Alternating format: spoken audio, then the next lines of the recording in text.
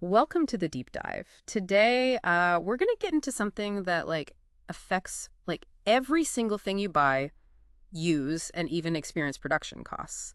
It's more than just the price tag you see. It's about all the resources and effort and even decisions that go into making a product or a service exist. That's right.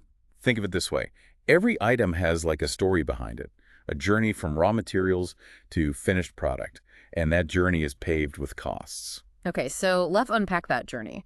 When economists talk about costs, they often split things into the short run and the long run. So what's the difference? Think of your favorite local bakery. In the short run, maybe they can't expand their kitchen or buy a new oven right away. Some things are fixed, at least for a while. But in the long run, everything's on the table. They could move to a bigger space or invest in more equipment, the works. So it's like the difference between rearranging the furniture and actually renovating your house. One takes a lot more time and planning. Exactly. And that difference in time frame affects the types of costs involved. You've got your fixed costs, which don't budge no matter how much you're producing. Right. Like rent for that bakery, they got to pay it whether they bake one loaf or 1,000. And then there are the variable costs, which change depending on how much you're making. More bread means more flour, more sugar, right? Right. And businesses often try to tweak those variable costs in the short run to stay afloat. Maybe they switch to a slightly cheaper flour supplier or cut back on non-essential ingredients. But those fixed costs, those are harder to wiggle out of in the short term. It's like trying to squeeze every last drop out of your monthly budget. You can only cut back on takeout so much before you have to look at those bigger expenses like rent. Exactly. But on top of those basic fixed and variable costs, economists have a whole bunch of other cost concepts to help us understand how businesses think, like average fixed cost, average variable cost. Hold But on, before we get lost in alphabet soup, can we focus on one that seems really key, marginal cost? I've heard that term thrown around a lot, but why is it so important? marginal cost is basically the cost of making one more unit. Say that bakery decides to make one extra loaf of bread. What does that cost them in ingredients and labor and even the electricity to run the oven a little longer? So if that extra loaf costs more to make than they can sell it for, it's not worth baking, right? Right. That's why marginal cost is crucial for businesses. They're always trying to find that sweet spot where producing one more unit will bring in more money than it costs. It's like deciding whether to have one more scoop of ice cream. You weigh the satisfaction of that extra scoop against the potential stomachache or guilt later. I like that analogy. Hmm. But here's where it gets even more interesting. Marginal cost actually cuts the average cost curve at its lowest point. Wait, what? Why does it do that? It's all thanks to something called the law of diminishing marginal returns. Picture our bakery again. Imagine they keep hiring more and more bakers, but the kitchen stays the same size. Eventually, those bakers will start bumping into each other, fighting over counter space. Too many cooks in the kitchen, literally. Exactly. At some point, adding another baker actually makes them less productive as a group. That's diminishing returns in action. So that extra worker costs more in wages, but might not actually bake that many more loaves because they're tripping over each other. Right. As you add more and more of something, bakers in this case, to a fixed space, the extra output you get from each additional input starts to decrease. And that's part of why marginal cost eventually pulls that average cost up. Okay, so it's like a balancing act. You want enough bakers to be efficient, but not so many that they're getting in each other's way and driving up costs. Exactly. Now, so far we've been talking about the short run, but in the long run, businesses have more options.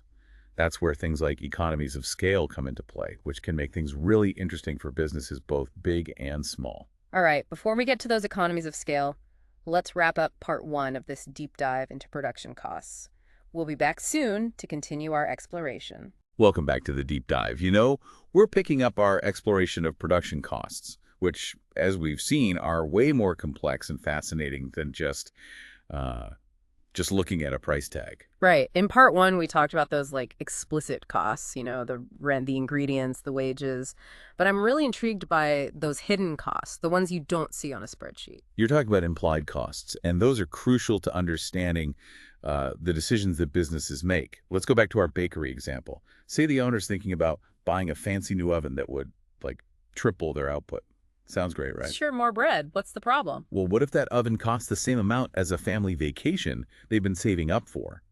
The vacation isn't a direct cost of making bread, but it's a very real cost the owner has to consider. So the implied cost is that missed opportunity, the family time and relaxation they'd be giving up to get this new oven. Exactly. And sometimes the most valuable resource we put into something is our time.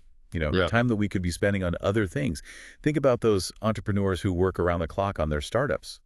That dedication has a real cost, even if it's not measured in dollars. It's like choosing one path in life means closing the door on others. You can't have it all. So those implied costs, those what ifs, become really important. Absolutely. And it highlights how decision-making, especially in business, involves weighing costs and benefits, both the obvious and the less tangible ones. But all this talk about costs makes me think about another concept, normal profit. Okay, normal profit. Is that just the average profit a business can expect to make? It's more about a baseline, I guess. Normal profit is the minimum amount an entrepreneur needs to earn to justify, sticking with their business. So it's not about getting rich. It's about making enough to stay afloat and make it worthwhile to keep doing what they're doing. Exactly. It's the profit that covers all those explicit costs, like the rental wages, the materials, but it also factors in the entrepreneur's time and effort, I mean. They deserve to be compensated for their work too, right? Right. Plus, they could be doing something else with their time, maybe working for someone else, investing their money differently. So normal profit takes that opportunity cost into account. It does. Anything earned above normal profit is what we call supernormal profit or economic profit. That's the extra reward for, taking risks, for being innovative, for doing things exceptionally well. So supernormal profit is like the cherry on top, the bonus for exceeding expectations. Exactly. And, those supernormal profits are often what drive competition and innovation in markets. When other businesses see someone raking in the big bucks, they're motivated to figure out how to get a piece of the action. It's like a gold rush. Everyone wants to strike it rich, which leads to new ideas and ventures popping up all over the place. That's a great analogy. And all this talk about profits and competition reminds me of our discussion about the size of businesses. Some choose to stay small while others aim for massive growth and those economies of scale we touched on earlier. But what about the businesses in between? Yeah, the medium-sized ones. Do they have any special advantages, or are they just stuck in the middle? That's a great question. Medium-sized firms occupy a really interesting space in the economy.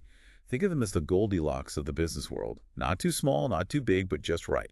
So what's just right about being a medium-sized business? They often have more flexibility and adaptability than huge corporations. They're not as bogged down by layers of management and bureaucracy, so they can respond to changes in the market more quickly. It's like being a speedboat compared to a giant cruise ship. They can turn on a dime. Exactly.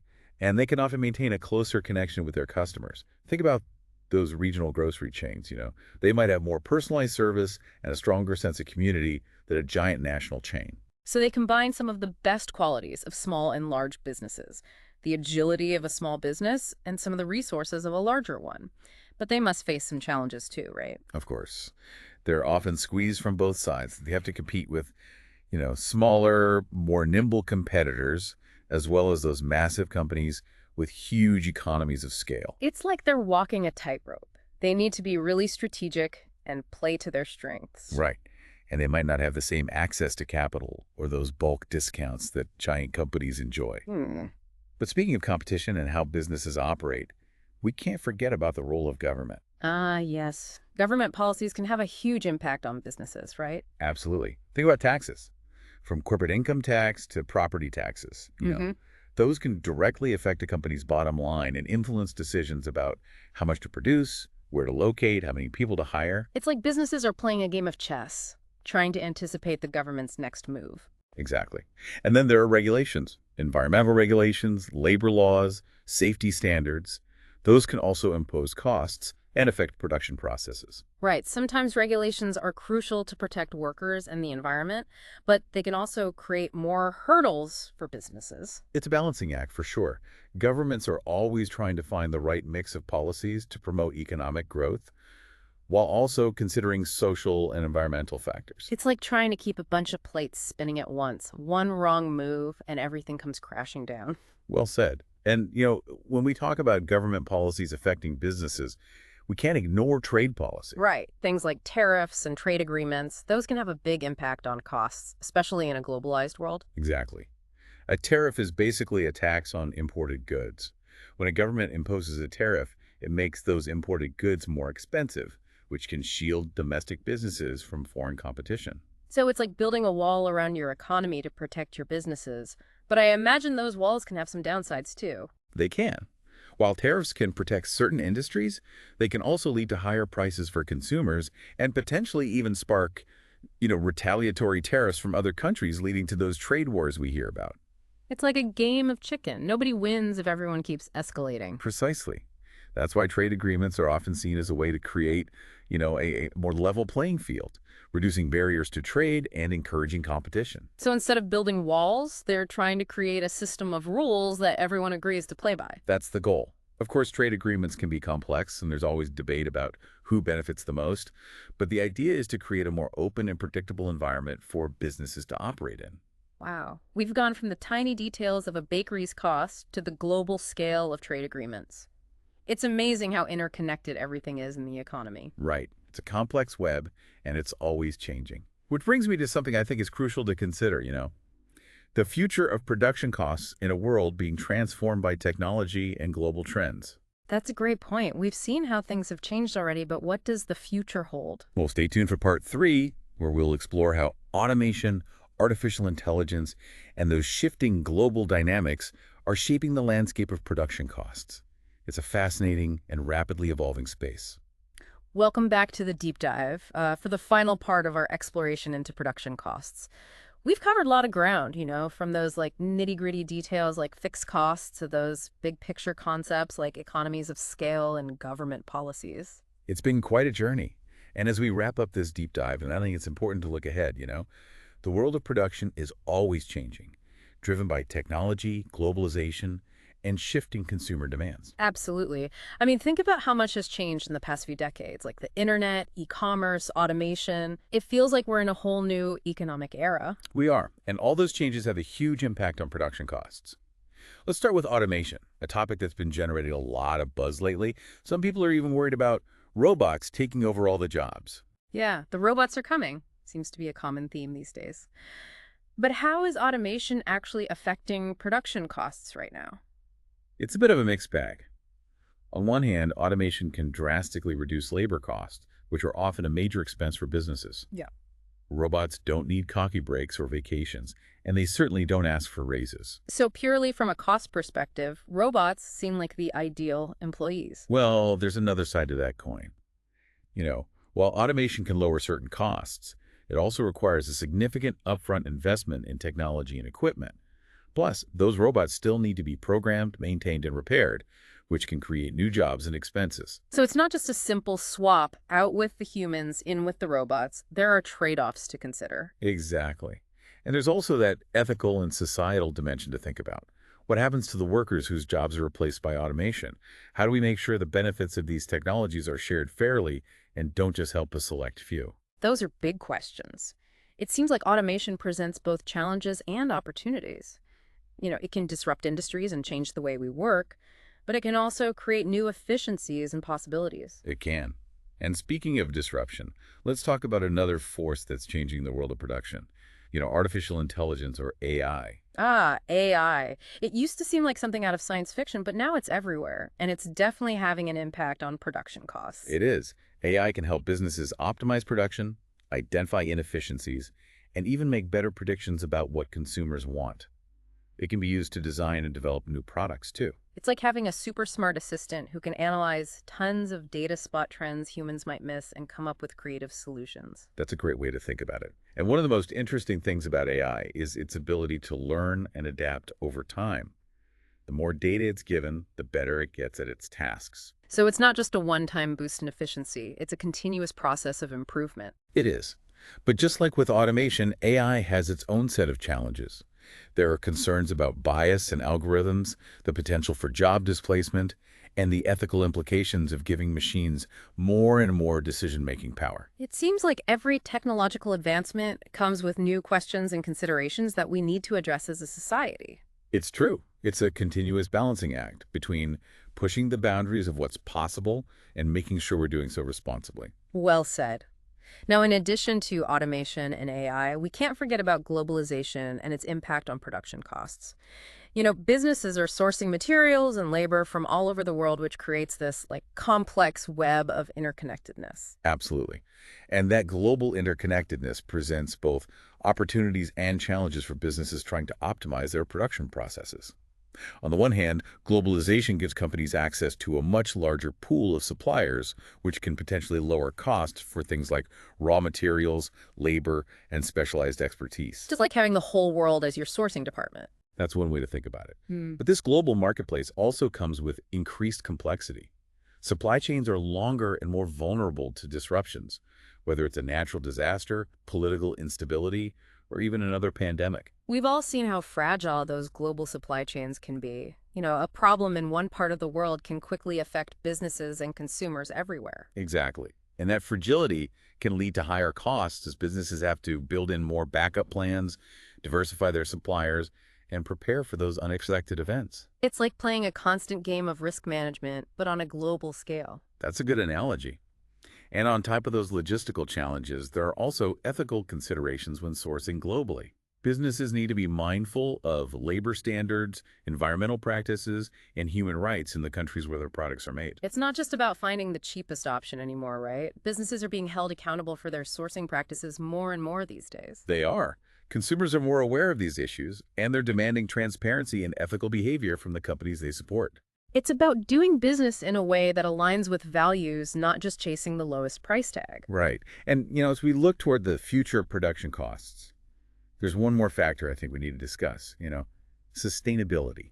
Sustainability is a word we hear a lot these days, but how does it relate to production costs Mhm. specifically? For a long time, many businesses treated environmental costs as something external, outside their control or responsibility. But that attitude is changing. Consumers are demanding eco-friendly products, investors are looking for companies with strong sustainability credentials, and governments are implementing policies to encourage sustainable practices. So sustainability isn't just a feel-good idea anymore. It's becoming essential for businesses to succeed. It is, and that shift toward sustainability is having a real impact on production costs. Companies are investing in renewable energy, reducing waste, and sourcing materials in more sustainable ways. It's like they're incorporating sustainability into their entire business model, right? Exactly. And while sustainable practices might sometimes involve higher upfront costs, they can also lead to long-term savings and a competitive edge in the marketplace. So it's about investing in a better future for the planet and the business. Well said.